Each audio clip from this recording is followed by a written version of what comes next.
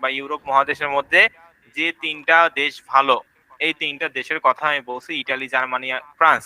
তো আপনি যে দেশে কাজ করতে চান সে দেশের কাজ করবেন। ইটালিতে কাজ করলে ইটালি, জার্মানিতে কাজ করলে জার্মানি, ফ্রান্সে কাজ করলে ফ্রান্সে। তো একই সঙ্গে তিনটা দেশ নিয়ে কখনোই কাজ করবেন না। তিনটার মধ্যে যে তিনটা ভালো এই তিনটার কথা বলছি, তো আপনার যেটা ইচ্ছা, ইটালিতে কাজ করলে ইটালিতে করবেন, জার্মানিতে কাজ করলে জার্মানিতে করবেন, ফ্রান্সে কাজ করলে ফ্রান্সে করবেন। আপনার যেটা ইচ্ছে সেটা আপনি তৈরি করবেন। ক্লিয়ার? ওকে। তো এখান থেকে আমি যেহেতু ইটালিতে কাজ করতেছি বা ইটালি অফার নিয়ে কাজ করব, কিভাবে করতে হয় সেটা দেখাবো।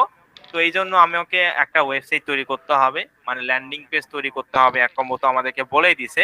আর এক কম্বো যেহেতু বলে দিছে আমাদেরকে ল্যান্ডিং পেজ তৈরি করতে হবে, তার মানে অবশ্যই আমাদেরকে একটা ওয়েবসাইটের দরকার পড়বে। তো আমরা ফ্রিতে কিভাবে সাবডোমেইন ইউজ করে একটা ওয়েবসাইট তৈরি করব, এই জন্য গুগলে গিয়ে কি দিয়ে সার্চ করলাম, blogger.com। কারণ blogger.com এর মাধ্যমে আমরা একটা ফ্রি ওয়েবসাইট তৈরি করতে পারবো। ক্লিয়ার?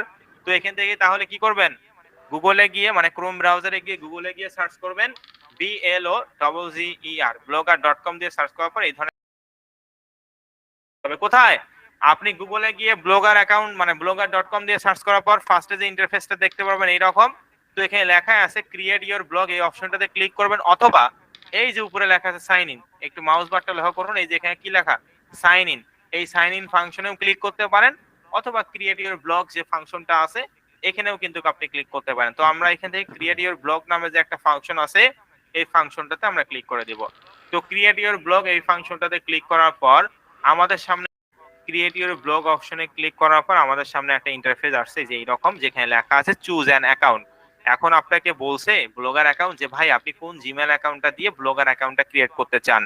তো আপনার ডিভাইসে যতগুলো জিমেল অ্যাকাউন্ট থাকবে সেই জিমেল গুলো এখানে শো করবে, এবং আপনি যে জিমেল অ্যাকাউন্টটা দিয়ে করতে চান সেই জিমেলটা আপনি এখান থেকে সিলেক্ট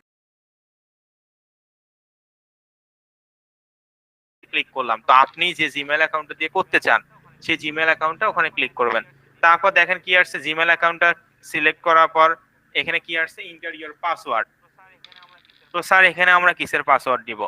এখানে আপনাকে দিতে হবে আপনি যে জিমেল অ্যাকাউন্টটা ইউজ করলেন, মানে যে জিমেল অ্যাকাউন্টটা দিয়ে আপনি ব্লগার অ্যাকাউন্টটা খুলতে চাচ্ছেন সেই জিমেল অ্যাকাউন্টের পাসওয়ার্ড এখানে দিতে হবে।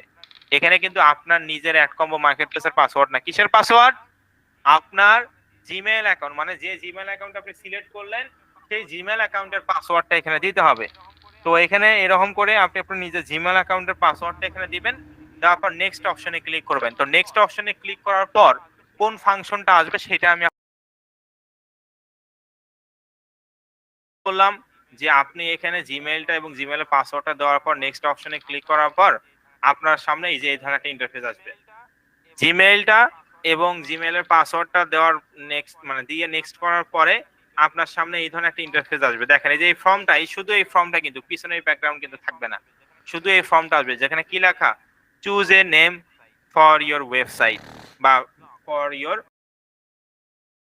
আশা করি বুঝতে পারছেন যে একটা ওয়েবসাইট তৈরি করার জন্য তিনটা জিনিসের দরকার, একটা হচ্ছে টাইটেল, আপনার ওয়েবসাইটের নাম কি হবে, এবং ওই অনুযায়ী আপনাকে একটা কি দিতে হবে, কিছু ইমেজ মানে ছবি, তারপর কিছু ভিডিও, কিছু কন্টেন্ট বা কিছু আর্টিকেল বা লেখা আপনাকে দিতে হবে। এবং তৃতীয় যে বিষয়টা সেটা হচ্ছে ফুটার অংশ, ফুটার মানে নিচের অংশ। ক্লিয়ার? ওকে। তো এখন এখানে আমাদেরকে ফার্স্টে তাহলে কি চাইছে, টাইটেল, মানে আমাদের ওয়েবসাইটের নাম কি সেটা ব্লগার করতে বলছি। তো এখন মনে করেন আপনি ইটালিতে কাজ করবেন, তো সেই ক্ষেত্রে আপনার ওয়েবসাইটের মানে ইটালির কোন অফারটা নিয়ে কাজ করতেছেন, মানে ভার্টিক্যাল কি বা নিশ কি, ডায়েট এন্ড ওয়েট লস, তাহলে আপনি ইটালিতে ডায়েট এন্ড ওয়েট লস নিয়ে কাজ করতেছেন, তাহলে সেই হিসাবে আপনার ওয়েবসাইটের নামও কি হবে, ডায়েট এন্ড ওয়েট লস।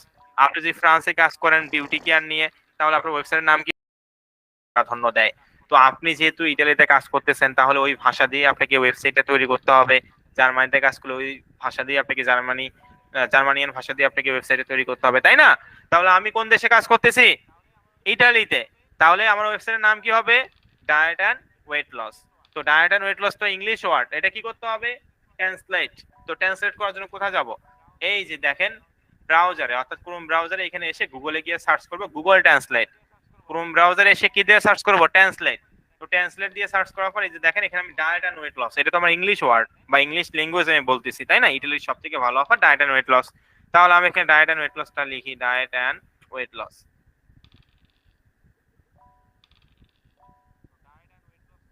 তো ডায়েট অ্যান্ড ওয়েট লসটা এখানে লিখলাম। ক্লিয়ার? কি লিখলাম, ডায়েট অ্যান্ড ওয়েট লসটা আমি এখানে লিখলাম। তো এখন এটা কি করে দেবো, ইটালিয়ান ভাষা করে দেবো। দেখেন এই অ্যারো চিহ্নতে ক্লিক করে দেন, কত দেশের ভাষা, আপনি যে কোনো ধরনের ভাষা আপনি করতে পারেন, ফ্রান্সিয়ান ভাষা, জার্মানিন ভাষা, ঠিক আছে। তো যাই হোক, আমি যেহেতু ইটালিতে কাজ করতেছি, যে অফারটা নিয়ে কাজ করতেছি, সেই অফার রিলেটেড আমাকে ওয়েবসাইটের নাম দিতে হবে। এই কারণে আমি অফারটার নাম ইংলিশে লিখলাম এবং সেটা ট্রান্সলেট করে ইটালিয়ান ভাষায় করে নিলাম। তো দেখেন ইটালিয়ান ভাষা এখানে কি আসছে, ডেটা ই। তাহলে আমি এটা এখান থেকে কপি করে ব্লগার অ্যাকাউন্টের টাইটেল এখানে পেস্ট করে দিব। এই যে পেস্ট করে দিলাম, ক্লিয়ার। কি করলাম, এখানে পেস্ট করে দিলাম। তো এই যে এটা হচ্ছে আমার ওয়েবসাইটের নাম হবে। আপনি এখানে যে নামে দিবেন সেটাই কিন্তু আপনার ওয়েবসাইটের নাম হবে। তবে ওই তো ওয়ার্ড, তাই না? তো প্রত্যেকটা ওয়ার্ডের ফার্স্ট লেটারটা আমাদেরকে ক্যাপিটাল লেটার দিতে হয়, মানে বড় হাতের লিখতে হয়। তো তাহলে ডেটা, এটা ডেটা লেখা আছে না, তো তাহলে আমি ডিটা ক্যাপিটাল লেটার হবে, তাই না? তো ডিটা ছোটটা কেটে দিয়ে ক্যাপিটাল লেটার মানে বড় হাতের ডি দিলাম। তারপর পে ডেটা, পে ডেটা এটা হচ্ছে একটা ওয়ার্ড, পিটার ফার্স্ট মানে প্রত্যেকটা ওয়ার্ডের ফার্স্ট লেটারটা ক্যাপিটাল লেটার দিবেন, একেবারে সহজ কথায়, ক্লিয়ার। এটা আমরা ছোটবেলা থেকে শিখে আসছি, এটা আশা করি বুঝতে পারছেন। তারপর ডিআই, ডিআই তে মূলত কোনো অর্থ প্রকাশ করে না, মানে লেটার, আমি তো বলছি ওয়ার্ডের ফার্স্ট লেটার, তার মানে ডিআইটা হচ্ছে কোনো ওয়ার্ড না, এটা লেটার। তাহলে পেসো, এটা একটা ওয়ার্ড, তো পেসোর পিটা ক্যাপিটাল লেটার আমরা করে দিলাম, ক্লিয়ার। তাহলে কি হইলো, ওয়েবসাইটের নাম আমি কি দিলাম, ডেটা ই পে ডেটা ডি পেসো, মানে ডায়েট এন্ড ওয়েট লস, এটা আমার ওয়েবসাইটের নাম হবে। আপনি যে দেশে কাজ করেন না কেন ওই দেশের ভাষা দিয়ে সেম একই সিস্টেমে করবেন। তারপর এখান থেকে নেক্সট, এই যে কি বাটন, নেক্সট বাটন, এই নেক্সট বাটনে আমরা ক্লিক করে দিব। তো নেক্সট বাটনে ক্লিক করার পর এখানে কি লেখা দেখেন তো, choose a URL for your blog, choose a URL, না?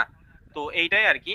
তাহলে অ্যাড্রেসটা আমাদেরকে কি দিতে হবে স্যার, অ্যাড্রেসটা দিতে হবে আপনি একটু আগে যে টাইটেলে যে জিনিসটা বসাইলেন, অর্থাৎ diet and weight loss Italian ভাষায় ডেটা ই পে ডেটা ডি প্যাসো, এইটা আপনাকে অ্যাড্রেসে পেস্ট করতে হবে। তাহলে আমি এখানে কি করব, পেস্ট করলাম ডেটা ই পে ডেটা ডি প্যাসো অ্যাড্রেসে।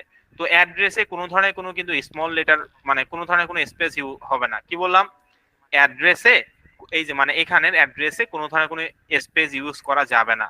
যা লিখবেন সব ছোট হাতার লিখতে হবে, কোনো ধরনের কোনো ক্যাপিটাল লেটার, কোনো ধরনের কোনো স্পেস লেখা যাবে না। তো আমি স্পেস গুলো কেটে দিচ্ছি। আর অবশ্যই আপনারা কোনো ধরনের কোনো স্পেস ইউজ করবেন না, কোনো ক্যাপিটাল লেটারও ইউজ করবেন না, এবং কোনো সিম্বলও ইউজ করা যাবে না। সিম্বল বলতে হ্যাশ, অ্যাডারের, হাইপেন, স্টার, এগুলো ইউজ করা যাবে না।